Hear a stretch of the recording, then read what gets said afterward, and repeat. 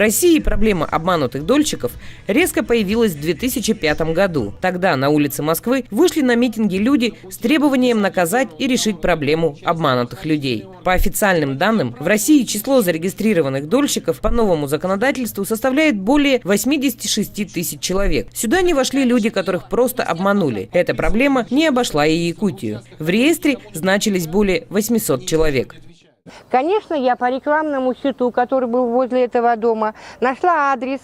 Северное Саха-ипотечное агентство, пришла туда. Я знаю, что вот многие строители у нас в Якутске работают, значит, за 2-3 года дом строят. И точно самое мне сказали в Саха-ипотечном агентстве, что к концу 2013 года этот дом будет сдан.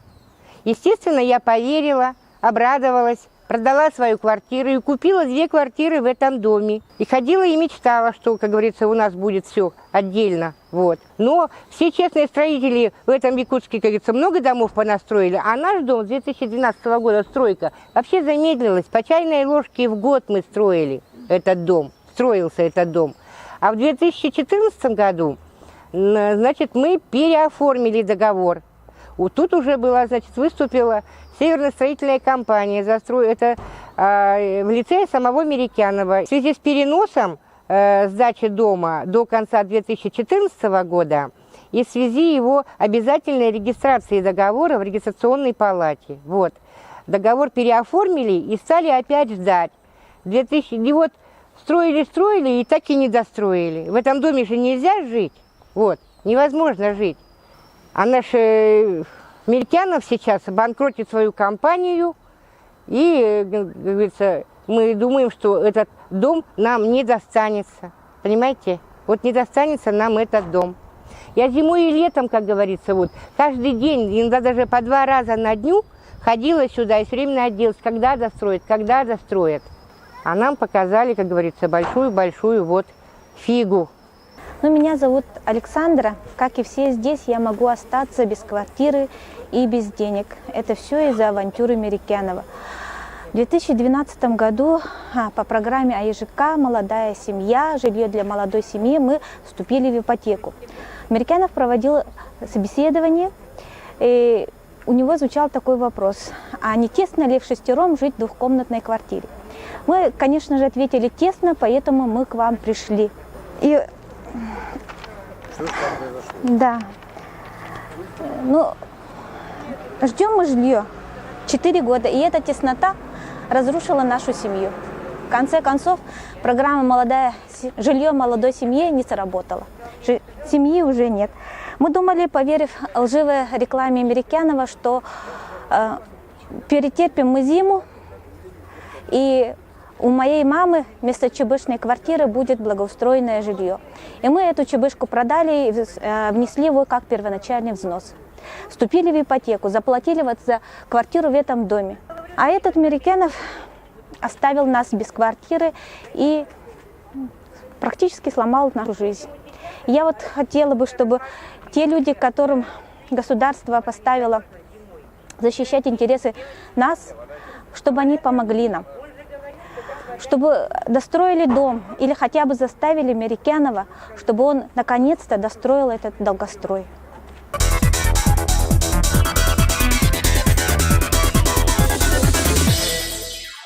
Заявления дольщиков по Северной компании были приняты и рассмотрены городской прокуратурой Якутии. Данные правонарушения регулируются федеральным законом от 30 декабря 2004 года номер 214 об участии в долевом строительстве многоквартирных домов и иных объектов недвижимости и о внесении изменений в некоторые законодательные акты Российской Федерации.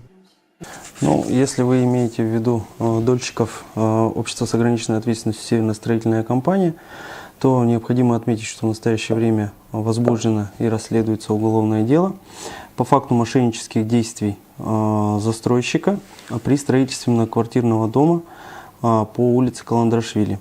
Мошеннические действия были выражены в том, что денежные средства дольщиков выводились застройщиком в аффилированные им коммерческие структуры предприятия. В целях восстановления нарушенных прав и законных интересов обманутых дольщиков при прокуроре города создана и активно работает межведомственная рабочая группа по защите их прав, в состав которой входят представителей контролирующих органов, а также органов местного самоуправления. Ну, в данном конкретном случае результатом работы межведомственной группы явилось завершение строительства данного дома. Ну, также необходимо отметить, что в настоящее время в перечень проблемных объектов контролирующим органом, это Управление государственного строительного жилищного надзора, включено по городу Якутску 8 проблемных объектов 4 застройщиков.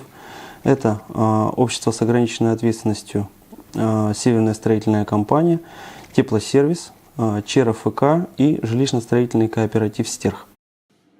На территории города Якутска имеется 55 застройщиков, осуществляющих строительство 108 объектов с привлечением средств участников долевого строительства. Заключено более 5000 договоров долевого участия в строительстве. Вы знаете, вот эту вот работу с дольщиками мы же проводили с 2009 года. У нас был вот первый этап работы по защите обманутых дольщиков. Да?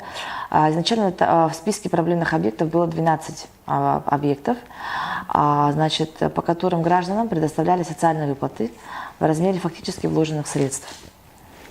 Значит, почти все граждане получили социальные выплаты. Также, значит, мы предоставляли социальные выплаты еще на те категории граждан. Это так называемая категория граждан, выезжающие из районов Крайнего Севера. Они еще, получается, в 2006-2007 годах должны были получить государственный жилищный сертификат для выезда за пределы районов Крайнего Севера.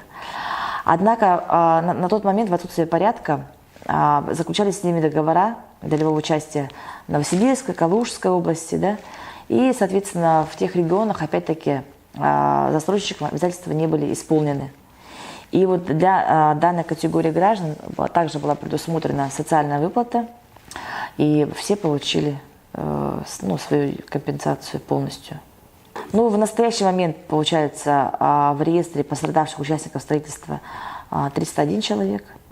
Мы планируем, что, значит, в 2017 году из него при вводе объектов в эксплуатацию будут исключены порядка 160 граждан. С оставшимися гражданами будем продолжать работу на следующий год. С самого начала, получается, было понятно, по данным Управления Госстройжилнадзора, застройщик подает же постоянно декларации, и там было видно, что там было нецелевое использование денежных средств. Все материалы проверок были направлены в правоохранительные органы, и на основании которых было возбуждено уголовное дело, которое в настоящий момент все еще идет в отношении Америкянова Михаила Михайловича. Ну вот, например, по объекту Пекарского, там, конечно же, очень сильные мошеннические действия, там же двойные продажи возникли. То есть застройщик изначально одну и ту же квартиру продавал 2-3 лицам. И у нас сейчас возникла та категория граждан, которая называется граждане с двойными продажами. Специально для них мы разработали порядок предоставления социальных выплат, потому что, получается, те граждане, которые успели зарегистрировать объекты незавершенного строительства и вошли в ЖСК, они получают квартиры. А те граждане, которые, получается, не вошли в ЖСК и не имеют незавершенки, но опять-таки имеют заключенные договора и оплаченную сумму денежных средств, они у нас как бы являются гражданами с двойными продажами. Порядок предоставления социальных выплат вышел. Значит, социальные выплаты мы планируем предоставлять с 2018 года по дате заключения первоначального договора на строительство жилого помещения. Но зачастую возведение многоквартирных домов сопровождается нарушениями требований действующего законодательства. Прокурорский надзор в данной сфере направлен в первую очередь на устранение административных барьеров и восстановление нарушенных прав и законных интересов горожан. В текущем году прокуратурой города выявлено около 60 нарушений, для устранения которых принято около 50 актов прокурорского реагирования. К дисциплинарной и административной ответственности привлечено 28 лиц. К примеру, для предоставления муниципальных услуг на заявителей необоснованно возлагались обязанности по предоставлению излишних документов. Имелись непредусмотренные градостроительным законодательством основания для отказа в приеме документов и для отказа в предоставлении муниципальной услуги и другие нарушения. При отказе в выдаче разрешений на строительство, предоставлении земельных участков и продлении договоров органам местного самоуправления не всегда учитывается наличие исчерпывающего перечня оснований для отказов, закрепленных в Градостроительном кодексе.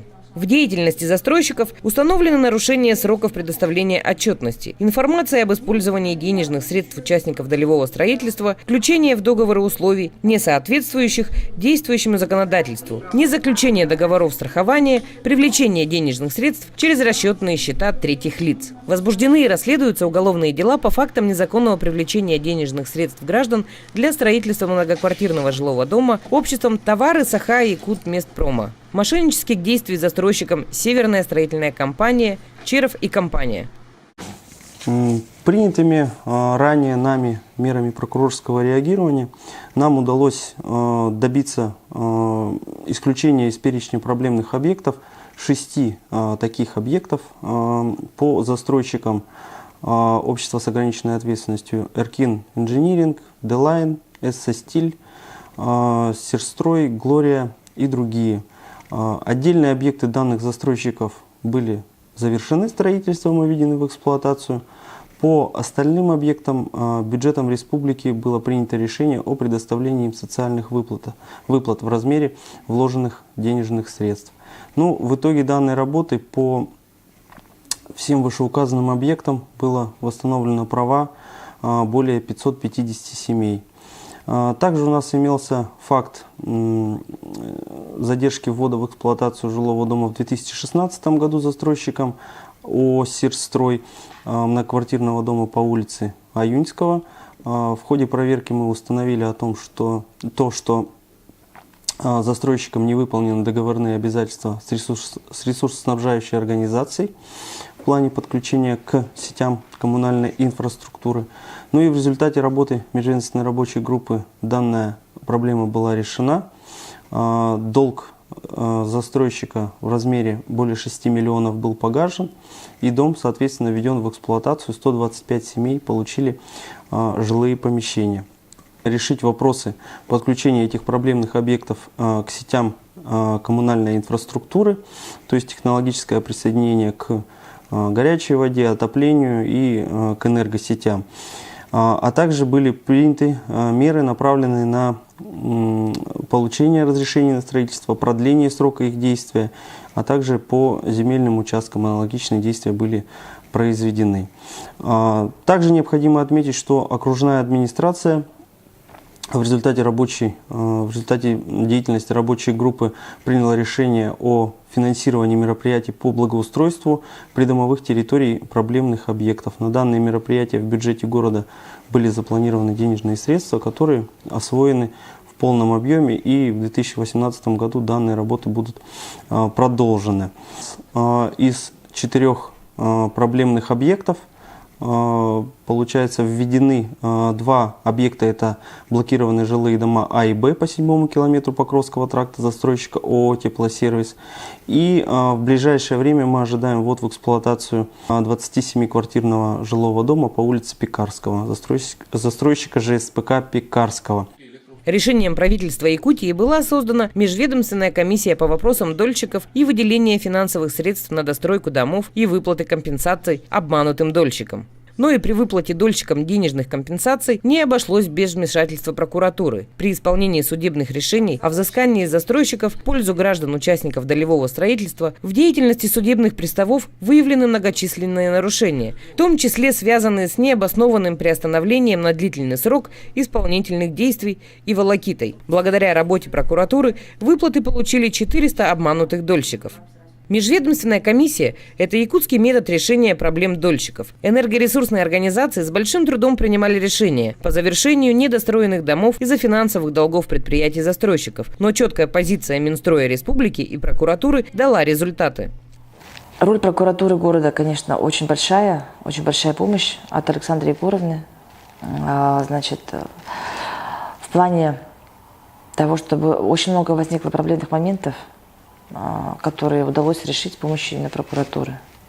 Если, например, это нужно бы Якутскэнерго, то вызывали там Якутскэнерго, отрабатывали с ними пути решения, что надо, план действий каков конкретно, пошагово как сделать.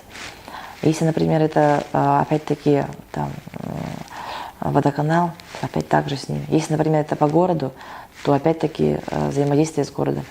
На межведомственной рабочей группы принимались те решения, которые, получается, уже давались поручения, соответственно, прокурора, рекомендации, которые исполнялись своевременно и даже в ускоренные сроки. Мы разработали дорожные карты. По завершению строительства. И там прямо пошагово, попунктно расписали все те действия, которые должны совершить как дольщики, так же и с каждой из сторон. В государственном бюджете было заложено в этом году 45 миллионов рублей, и из которых, получается, 30 миллионов получил ЖСК Даба, и 15 миллионов рублей получил ЖСК Пекарского. Вот, значит, администрация Чорапчинского улуса завершила строительство 2 объектов на собственные средства. Значит, данные денежные средства они выручили за счет продажи свободных земельных участков. В любом случае проблемные объекты остаются. На 2018 год в плане ввода у нас мы поставили 2 проблемных объекта. Это один объект в Чорапчи и один объект в городе Якутска. Это объект застройщика ООО «Черов» Г1. Вот, будем работать по другим объектам. Мы будем работать планомерно в пределах тех средств, которые будут предусмотрены в государственном бюджете. Есть так называемая группа риска.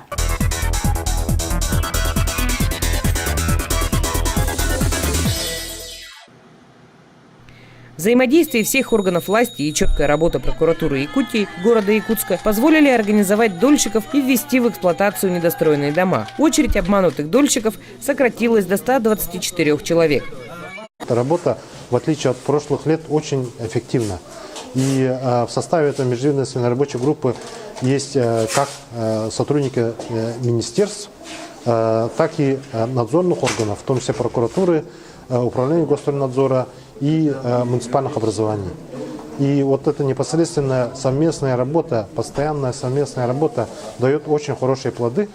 Вот основная причина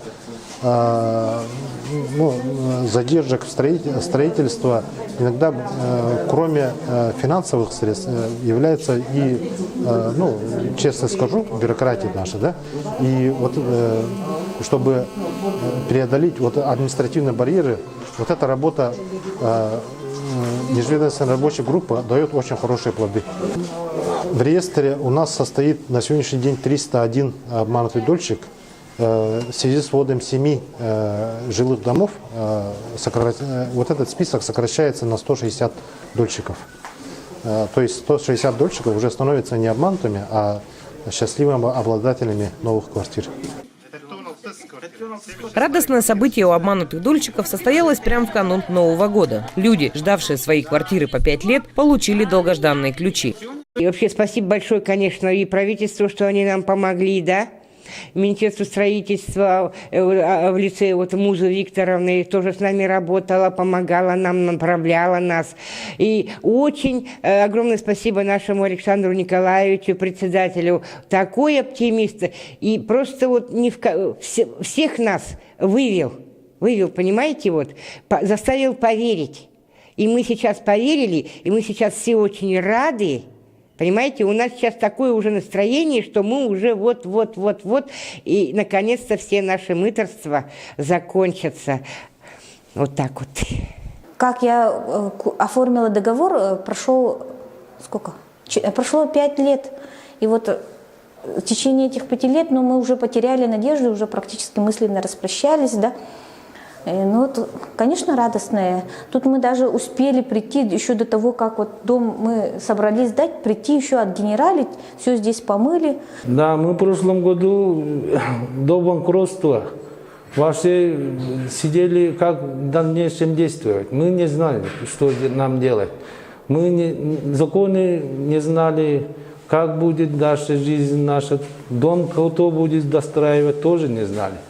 И это дольщики, да, обманутые дольщики. Я советую, что не бояться и организоваться. Если застройщик не может сам достраивать, должны собираться все и сами должны достраивать.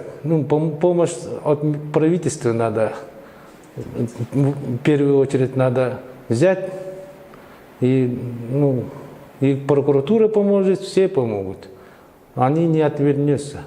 Нас помогли все. Тем не менее, прокуратура призывает всех граждан, которые собираются приобретать жилье, обратить внимание на основные правила, которые они должны знать. Хочу обратить внимание потенциальных дольщиков, кто желает таким образом улучшить свои жилищные условия. Перед заключением договоров долевого участия, перед принятием такого серьезного и важного решения, вам необходимо в первую очередь ознакомиться с правами и обязанностями, которые имеются как у вас, так и у застройщика. Все они прописаны в федеральном законе номер 214 ФЗ о долевом участии в строительстве многоквартирных домов и иных объектов недвижимости, который имеется в сети интернет и в других общедоступных источниках. А также обращаю внимание о том, что законом установлена уголовная ответственность застройщика за привлечение денежных средств граждан без разрешения на строительство или в отсутствие каких-либо прав на землю. В Республике Саха-Якутия у нас главным контролирующим органом в сфере соблюдения законодательства о долевом строительстве многоквартирных домов является Управление государственного строительного жилищного надзора. В общем, вся статистическая информация и весь надзор текущей деятельности застройщиков аккумулируется у них. В том числе и первичное обращение граждан с жалобами на нарушение сроков строительства дома, ввода в эксплуатацию, некачественном строительстве квартир, каких-то недостатках, которые мешают благоприятному проживанию в них, подаются туда, аккумулируются. Но в случае, когда уже мы видим, что имеются грубые нарушения со стороны застройщиков, конечно, мы тогда вынуждены вмешиваться и уже работать совместно с контролирующим органом. В отношении застройщиков, которые допустили мошеннические действия и обманули людей, заведены уголовные дела. Им грозят серьезные сроки. Гражданам хочется в который раз сказать: будьте бдительны. В данном случае государство в лице правительства Якутии и органов прокуратуры встали на защиту своих граждан. Но, как говорится, сам не плашай. Ай,